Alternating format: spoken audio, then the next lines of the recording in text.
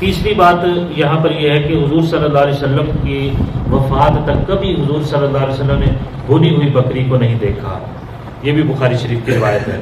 اس کے بارے میں یہاں پر جو لفظ ہیں وہ ہے شاتن سمیتن. سمیتن عربی زبان کا لفظ ہے. اس کا ترجمہ یہ ہوتا ہے کہ چین کا یہ یعنی کہ ہر کھانے کے علاقے کی خاص ڈش ہوتی ہے. چین کی ڈش یہ تھی کہ پوری بکری کو ذبح کر کے اس کی کھال بھی اتاری جاتی تھی.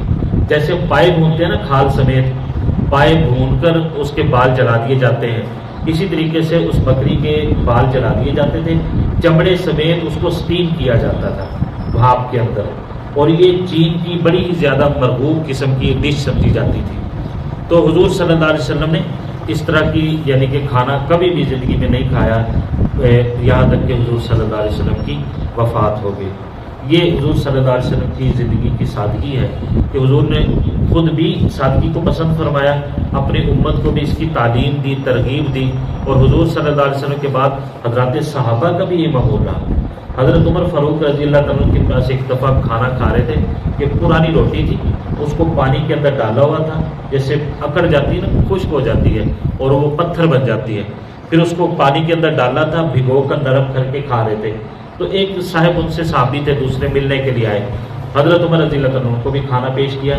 وقت امیر المؤمنین ہیں، 22 لاکھ مربع میل کے حکمران ہیں، تو وہ کھانا ان کو پیش کیا.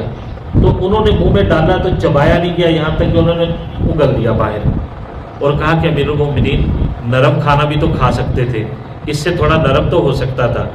تو حضرت عمر رضی اللہ عنہ کی آنکھوں کے اندر آنسو آ گئے. فرمانے لگے کہ تم یہ چاہتے ہو کہ ہم ساری لذتیں دنیا میں ہی ختم کر دیں، آخرت کے لیے کچھ نہ چھوڑیں. تو میرے دوستو، یہ ہے مسلمان کی زندگی.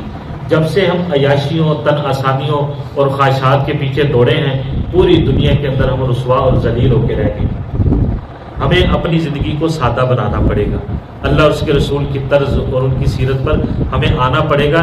پھر ہمیں جنت کی لذتیں ملیں گی انشاءاللہ. دنیا میں بھی عزت ملے گی، مرنے کے بعد جنت کی لذتیں، وہاں کی خوشیاں، وہاں کی راحتیں، وہاں کی عیش ملے گی انشاءاللہ.